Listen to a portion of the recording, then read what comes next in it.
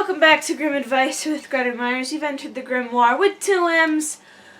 Let's turn some pages together. Alright, today we are turning pages, I looked. And we have without further ado, the Skillful Hunter. There was once a young fellow who had learned the trade of locksmith and told his father he would now go out into the world and seek his fortune. Very well, said the father, I am quite content with that, and gave him some money for his journey. So he travelled about and looked for work. After a time he resolved not to follow the trade of locksmith any more, for he no longer liked it, but he took a fancy for hunting. Then he met in his rambles a hunter dressed in green, who asked from whence he came and where he was going. The youth said he was a locksmith's apprentice, but that the trade no longer pleased him, and he had a liking for hunting. Would he teach it to him? Oh, yes, said the hunter, if you will go with me. Then the young fellow went with him, bound himself to him for some years, and learned the art of hunting. After this he wished to try his luck elsewhere, and the hunter gave him nothing in the way of payment but an air gun, which had, however, this property, that it hit its mark without fail whenever he shot with it. Then he set out and found himself in a very large forest, which he could not get to the end of in one day. When evening came, he seated himself in a high tree in order to escape from the wild beasts. Towards midnight it seemed to him as if a tiny little light glimmered in the distance. Then he looked down through the branches towards it and kept well in his mind where it was. But in the first place he took off his hat and threw it down in the direction of the light, so that he might go to the hat as a mark when he had descended. Then he got down and went to his hat, put it on again, and went straight forward.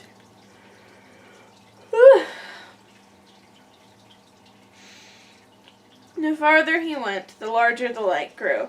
And when he got close to it, he saw that it was an enormous fire, and that 3 giants were sitting by it, who had an ox on the spit, and were roasting it. Presently one of them said, I must just taste if the meat will soon be fit to eat, and pulled a piece off, was about to put it in his mouth, when the hunter shot it out of his hand. Well, really, said the giant, if the wind has not blown the bit out of my hand, and helped himself to another, but when he was just about to bite into it, the hunter again shot it away from him. This the giant gave the one who was sitting next to him a box on the ear and cried angrily, Why are you snatching my piece away from me? I have not snatched it away, said the other. A sharpshooter must have shot it away from you. The giant took another bite, but could not, however, keep it in his hand, for the hunter shot it out. Then the giant said, There must be a good shot to shoot the bit out of one's very mouth, one that would be useful to us. And he cried aloud, Come here, you sharpshooter, seat yourself at the fire beside us, and eat your fill. We will not hurt you, but if you will not come, and we have to bring you by force, you are a lost man. At this, the youth went up to them and told them he was a skillful hunter, and that whatever he aimed at with his gun, he was certain to hit. Then they said if he would go with them, he should be well treated, and they told him that outside the forest there was a great lake, behind which stood a tower, and in the tower was imprisoned a lovely princess, whom they wished very much to carry off. Yes, said he, I will soon get her for you. Then they added, but there is still something else. There is a tiny little dog which begins to bark when anyone goes near. And as soon as it barks, everyone in the royal palace wakes up, and for this reason we cannot get there. Can you undertake to shoot it dead? Goodness. Yes, said he, that will be a little bit of fun for me. So after this, he got into a boat and rowed over the lake, and as soon as he landed, the little dog came running out and was about to bark, but the hunter took his air gun and shot it dead. When the giants saw that, they rejoiced and thought they already had the king's daughter safe, but the hunter wished to first see how matters stood, and told them that they must stay outside until he called them. Then he went into the castle, and all was perfectly quiet within, and everyone was asleep. Then he opened the door of the first room. A sword was hanging on the wall, which was made of pure silver, and there was a golden star on it, and the name of the king, and on a table near it lay a sealed letter, which he broke open, and inside it was written that whoever had the sword could kill everything which opposed him. So he took the sword from the wall, hung it at his side, and went onwards. Then he entered the room where the king's daughter was lying sleeping, and she was so beautiful that he stood still and, holding his breath, looked at bitter. He thought to himself, "How can I give an innocent maiden into the powers of the wild giants, who have evil in their minds?" He looked about further, and under the bed stood a pair of slippers, and on the right one was her father's name with a star, and on the left her own name with a star. She wore also a great neckerchief of silk embroidered with gold, and on the right side was her father's name, and on the left her own in golden letters. Then the hunter took a pair of scissors and cut the right corner off and put it in his knapsack. And then he also took the right slipper with the king's name and thrust that in. Now the maiden still lay sleeping, but she was quite sewn into her nightgown, and he cut a morsel from this also, and thrust it in with the rest, and he did all without touching her. Then he went forth and left her lying asleep undisturbed. And when he came to the gate again, the giants were still standing outside waiting for him, and expecting that he was bringing the princess. But he cried to them that they were to come in, for the maiden was already in their power, that he could not open the gate for them, but there was a hole through which they must creep. Then the first approached, and the hunter wound the giant's hair round his hand, pulled the head in, and cut it off at one stroke with his sword, and then drew the rest of him in. He called to the second, and cut his head off likewise, and then he killed the third also, and he was well pleased that he had freed the beautiful maiden from her enemies, and he cut out their tongues and put them in his knapsack. Then thought he, "I will go home to my father, and let him see what I have already done, and afterwards I will travel about the world. The luck which God is pleased to grant me will easily find me." But when the king in the castle awoke, he saw the three giants lying there dead. So he went into the bedroom, and his daughter awoke her and asked who could have killed the giants. Then said she, "Dear father, I know not, I have been asleep." And then when she arose and would have put on her slippers, the right one was gone, and when she looked at her neckerchief, it was cut, and the right corner was missing, and when she looked at her nightgown, a piece was cut out of it. The king summoned his whole court together, soldiers and everyone else who was there, and asked who had set his daughter at liberty and killed the giants. Now it happened that he had a captain who was one-eyed and a hideous man, and he said that he had done it. Then the old king said that that as he had accomplished this, he should marry his daughter. But the maiden said, "Rather than marry him, dear father, I will go away into the world as far as my legs can carry me." But the king said that if she would not marry him, she should take off her royal garments and wear peasant's clothing and go forth. Then she should go to a potter and begin a trade in earthen vessels.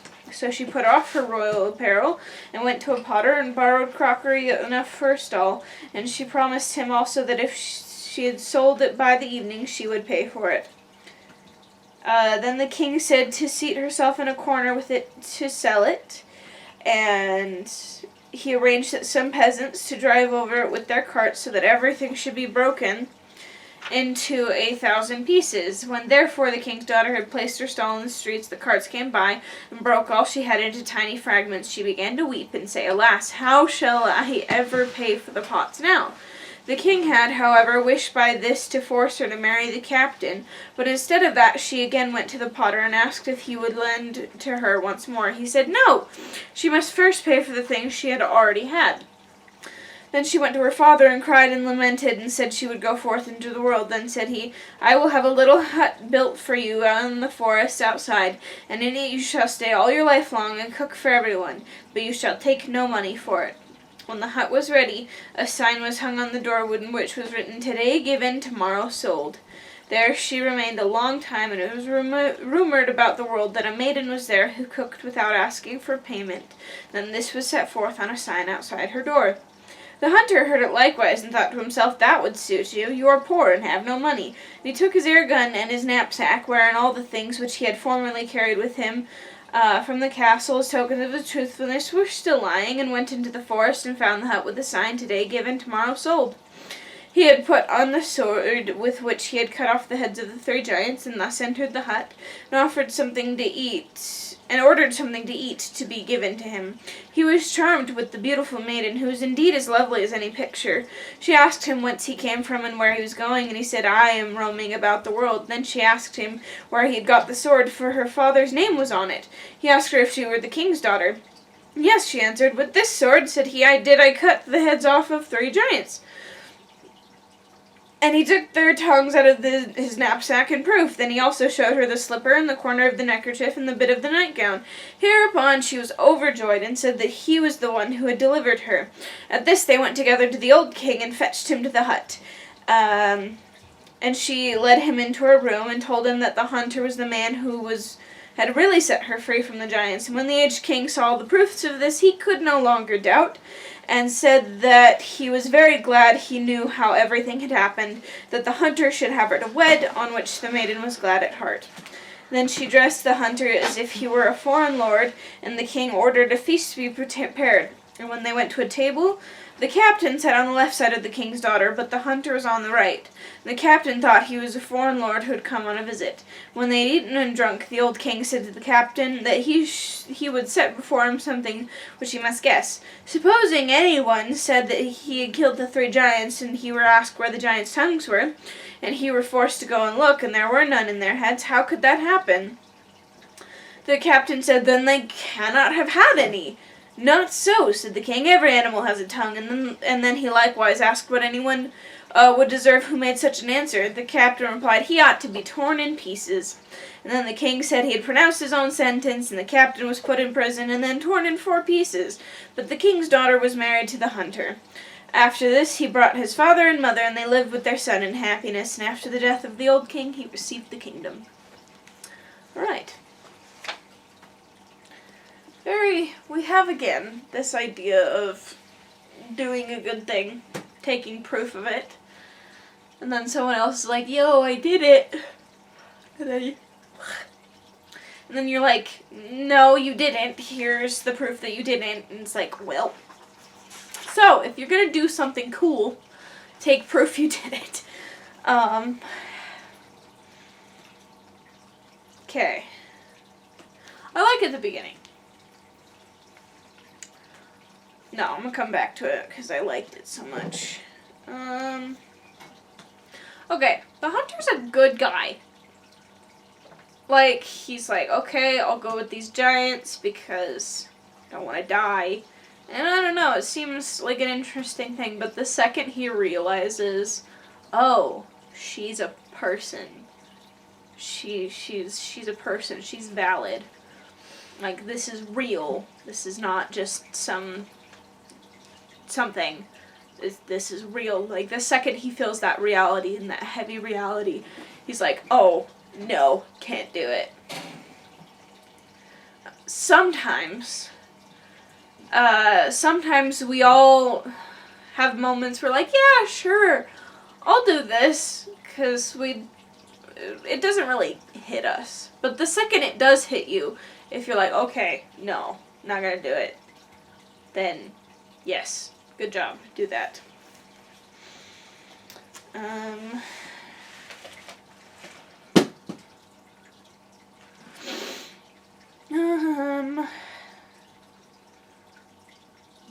We don't like the captain. And again, we see that theme of, hypothetically, if someone did X, what would you say? And they're like, oh, you should do extra bad things to them. Even though they know it's them, and then it happens to them, I'm like, man, if I suspected somebody knew that I did something I wasn't supposed to do, and then they're like, what do you think that person deserves? I'd be like, oh, yeah, nothing big, it'd be fine. That's just me personally. Then the idea, the dad is terrible, like, she's like, hey, I'm not gonna marry him, so I'm gonna go out into the world. And he's like, well, take away your royal clothes. And she's like, hey. And he's like, okay, we'll go learn a trade or something. And then he's like, and then I will secretly destroy your trade. Like, really? If someone wants to leave you, like, first off, like, just be like, okay, why? Okay, what are your reasonings? Okay. Is this something, like, we can fix, or I want to fight for? And there comes a point, like, if the person is still, no, no you don't, you need to back off and just let it go. Let it go? Yeah, just let it go. There's there's a stereotype that women want, like, when a woman says I need space or leaves, so they want to be chased. Like, women especially. Like, I'm not saying men don't get this stereotype, but it's especially for women. Like, if a woman's like, I'm leaving, it's like supposed to be code for try harder, stupid. I can't speak for every woman, but I think it's important to just say, most of the time, women want communication. Women want you to say, no, you're important to me, this is important to me. Like, if you get that point across, great, you have an excellent chance of, if things are able to be fixed, they will be fixed. If you get the point across of, yes, I'm willing to fight for this, if you are too. But if a woman is not willing to fight for this and you continue to chase her, A, it's stalkerish, and you could be arrested for harassment. And B, bad. No. She doesn't want that. Don't do everything the media tells you to do.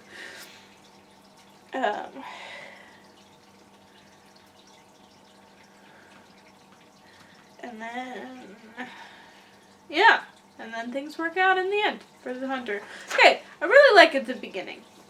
Like, it was such a small point compared to the rest of the story, but I really liked it, so I want to go back and, like, dive deep into this point.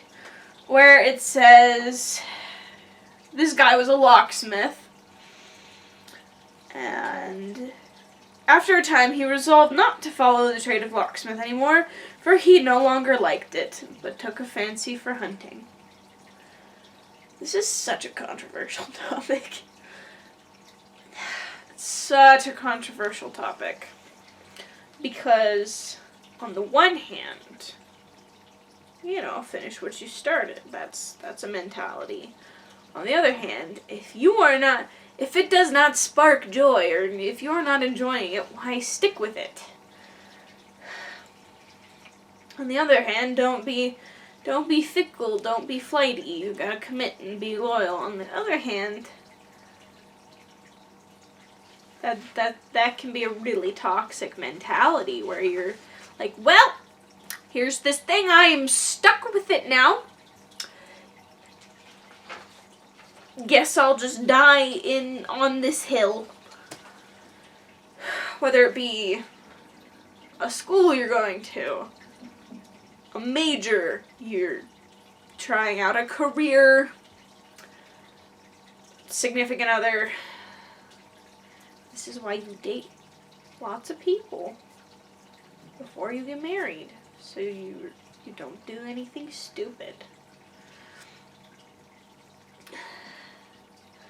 Or, so there's a lot of things. On the other hand, sometimes there's not that option for flexibility. Because you need the job, or, like, you can't get out of it. My personal favorite, though, is therapists. Everyone's like, oh, once you have one therapist, you cannot go to anyone else. Like, that's it, you're stuck. And again, sometimes lack of flexibility,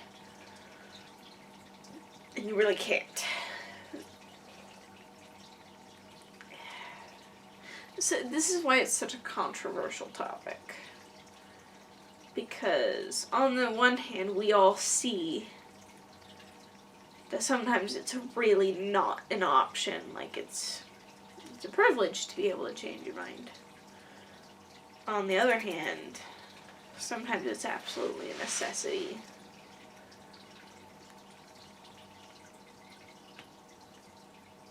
So that I don't know what to say on that. This one is up for you to decide. What you decide is valid, because you're valid. You are. But I guess I'm just saying, think about it long and hard.